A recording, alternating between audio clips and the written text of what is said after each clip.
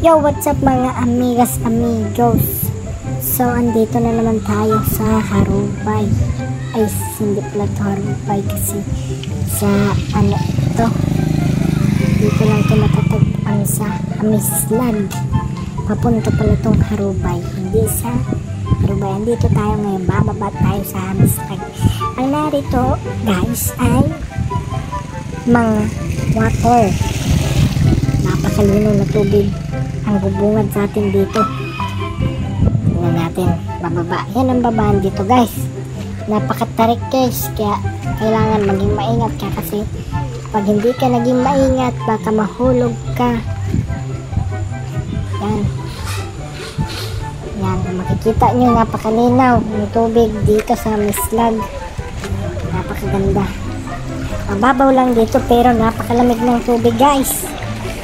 Sarap dito maligo, lalo na sobrang init ng panahon. So, etong binibigyan ko, ano pa lang to?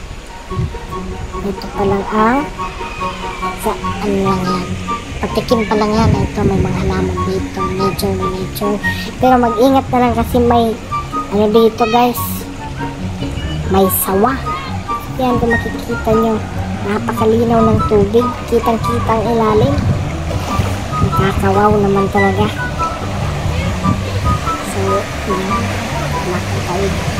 Makikita nyo dyan, yan. Sinapading Bukarwen na yan.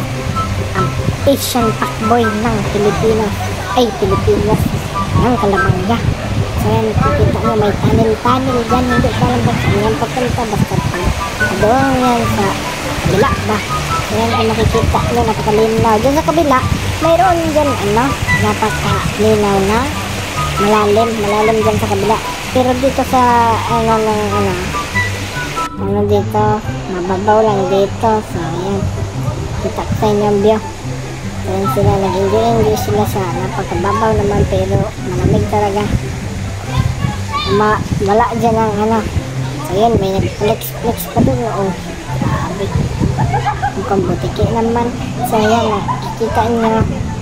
Makikita nyo yan, may tatlong tunnel dyan papunta yan sa kabilang dimension ng swimmingan dito. Makikita nyo parang swimming pool concept man ito. So ayan, makikita nyo, ay grabe ka pagti. Yun no si Padi,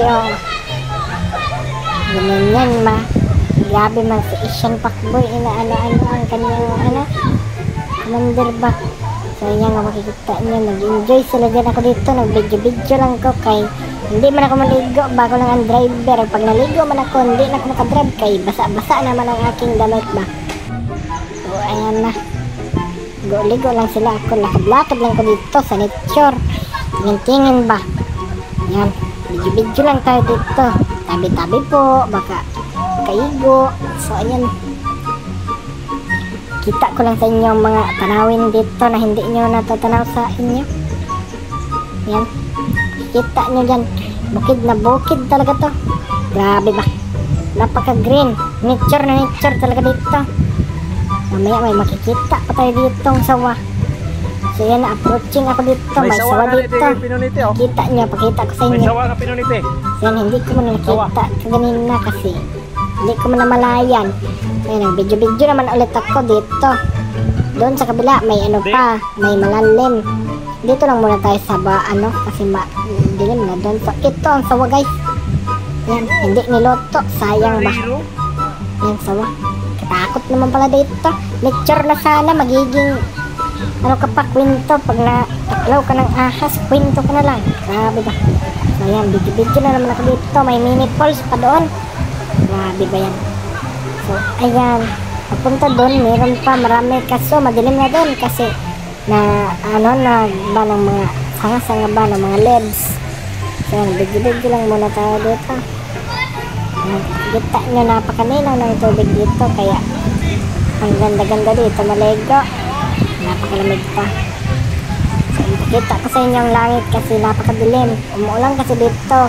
Sakto sa pagligo namin dito ay nila, hindi pala kasama sa pagligo yun, may nag-dive pa dun. Grabe talaga ang isang Asian Pakboy. Ayan, grabe. Ligo na sila. Summer na talaga.